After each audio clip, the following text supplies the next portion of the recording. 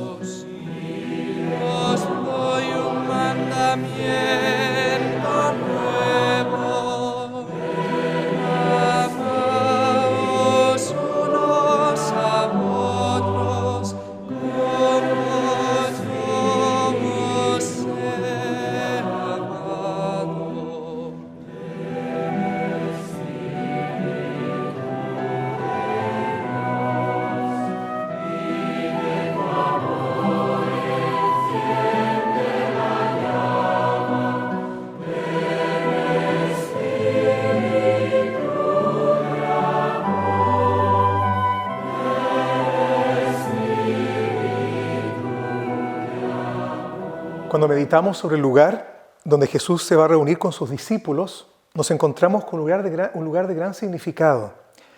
No es un lugar casual ni intrascendente, transitorio ni aleatorio, el lugar donde Jesús invita a los suyos para celebrar la cena pascual. Es el lugar donde el pueblo judío hasta la actualidad venera la tumba del rey David.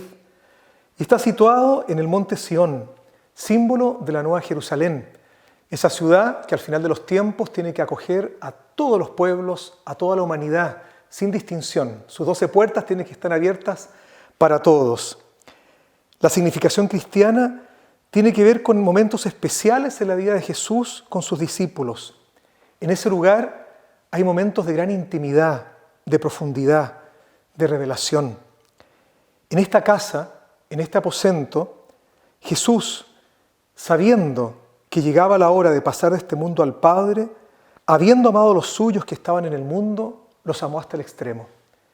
Así introduce San Juan un momento tremendamente trascendente en la escena del lavado de pies, con la cual está comenzando el Triduo Pascual. Son gestos que nos hablan de un grado de humildad, de identificación con los últimos de la sociedad, llevado al extremo por parte de Jesús. Él se aleja de cualquier actitud arrogante, soberbia, que signifiquen dominar, avasallar, ningunear, ridiculizar, ironizar, invisibilizar, despreciar o minimizar. Él se inclina ante el otro. Él reconoce el valor del otro. Y algo muy significativo, lo hace con todos sus discípulos. Tanto con Pedro, que luego lo va a traicionar, con Judas, que lo va a entregar. Él no distingue. Él se inclina ante el misterio humano, cualquiera sea su condición. Es radical lo que Jesús hace. Quizás hoy lo estamos comprendiendo más que nunca, cuando estamos valorando lo que dábamos por evidente y que no lo es. Y les voy a dar un ejemplo. El domingo que pasó, yo creo que contemplamos o tuvimos la posibilidad de ver uno de los primeros milagros que está produciendo el coronavirus. Estaba hojeando el Mercurio y en las páginas sociales ya no estaban los de siempre. Las clásicas familias de alcurnia, los veraneos de moda, lo que está pasando, no sé, con la realeza, o los eventos de las grandes empresas, de la gente importante.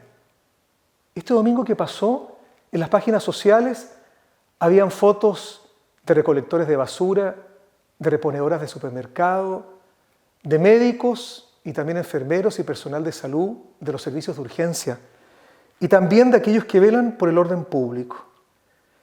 Yo me preguntaba, ¿será una nueva línea editorial o sencillamente un golpe estratégico publicitario? Quisiera pensar que es lo primero, que estamos cambiando la perspectiva de la vida. Quisiera pensar que es posible un mundo diferente, donde los ignorados, los que no vemos, los que damos por existentes, aunque ignoremos su existencia real, tienen nombre, tienen identidad, tienen dignidad. Redescubrir la dignidad de cada uno. Quizás en un tiempo más vamos a encontrar una mesa donde estén sentados en la misma mesa Mary Rose McGill con Alexis Sánchez. Y no porque estemos en la mesa de pan y vino del Hogar de Cristo o de la Ronda de los Amigos de María Ayuda, sino que sencillamente porque Alexis es el padrino de un bisnieto de Mary Rose. Y Mary Rose es la profesora de inglés de Alexis. ¿Es posible pensar un mundo tan distinto al que hemos construido? Donde hay tantas escalas de dignidad, de posibilidad. Redescubrir la dignidad de cada uno, tan digno que puedo inclinarme, lavarle los pies, superar toda pretensión de orgullo, de superioridad, inclinarse mutuamente. Es el mensaje de Jesús en el gesto del lavatorio de los pies. Esta simetría en las relaciones humanas no es solo patrimonio de los privilegios conocidos, el barrio en el que vivo, el colegio en el que estudié, la universidad en la cual me titulé, el apellido que heredé, los recursos que heredé o conseguí. Esta simetría también la ejerce el narcotraficante, que presume de marcas y armas para controlar a la población que atemoriza y controla. O la pareja, que usa la violencia psicológica o física para minimizar, ningunear al otro, a la otra. O es la dinámica del abusador con sus víctimas. El ninguneo, el bullying de las redes sociales hablan justamente de una asimetría sin rostro. El congresista que ha hecho de su posición un reino, o esa desconexión con la realidad ajena, tan en misericordia que nos hace decir, hacer o dejar de hacer lo que hiere al otro y no me doy ni cuenta. Y este último tiempo nos ha tocado tantas veces escuchar a personas que deberían tener un mínimo grado de empatía con la realidad de tantos, decir, hacer o dejar de hacer cosas que hieren. Es el desafío que nos plantea el lavado de los pies. Hace algunos meses el estallido social nos puso a bocajarro, así de frente, con la experiencia de la invisibilidad de tantos ignorados por el sistema y el modelo, por las oportunidades y por las cifras macros. Fue un aire nuevo que permitió expresar, manifestar, mostrar rostros, vidas, anhelos, necesidades y apremios. También nos mostró la irracionalidad de la violencia, por un lado los excesos de la fuerza pública, pero también la irracionalidad y el odio desatados de quienes destruían lo que a otros dignifica, un medio de transporte, una fuente de trabajo, el espacio público, el negocio de la esquina. Los carteles y los muros mostraron anhelos y sueños, sentimientos y necesidades, dolores y frustraciones, pero también, dolorosamente hay que decirlo, mostraron odio, venganza, brutalidad y desenfreno. Todos, sin excepción, tenemos el desafío que nos plantea Jesús en el lavado de pies. El otro, la otra, son sujetos dignos de mirarlos con respeto. Inclinarse y lavar los pies. Veremos el milagro del lavado de pies entre los oponentes políticos, entre nuestros congresistas. Hay médicos. Yo me preguntaba, tal doctora que es congresista, ¿le lavará los pies a este doctor que es de su otra mirada, que está en la vereda del frente? Porque es digno, o él le lavará los pies a ella. Entre los adversarios históricos, entre los enemigos, entre los nuestros que nos cuestan en la misma casa. Estos días de encierro seguramente han despertado viejas heridas o tensiones entre los esposos, las parejas, entre los hermanos, los padres con los hijos. Inclinarse, lavar los pies, lavarse los pies. Ojalá este gesto lo podamos realizar seguido, o al menos preguntarnos todos los días, ¿a quién necesito lavarle los pies? ¿O por quién necesito dejarme lavar los pies? Y este gesto no necesita ser literal, no hay que andar con la palangana y la toallita de aquí para acá para poder lavarnos los pies. Puede traducirse en encuentro, en pedir perdón, en volver a empezar, en pedir ayuda, en dar auxilio, en dejarse complementar, reconociendo el valor de los demás, en dejar de ser y estar en el centro, o bien en algo tan sencillo que creo que es un signo de lavarnos los pies mutuamente. Dar las gracias, pedir con gentileza y responder con respeto. Creo que de esa forma muy concreta estamos lavándonos los pies mutuamente. Quedarse en casa no siempre es fácil.